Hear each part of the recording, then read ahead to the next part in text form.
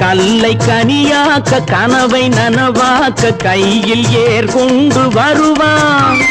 சாந்தி வழி என்று காந்தி வழி சென்று கருணை தேன் கொண்டு தருவான்.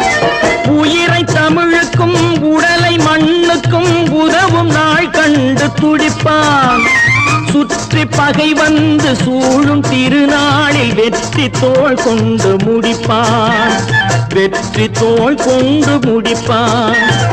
எனக்கொரு மகன் பிறப்பான், அவன் என்னை போலவே இருப்பான்.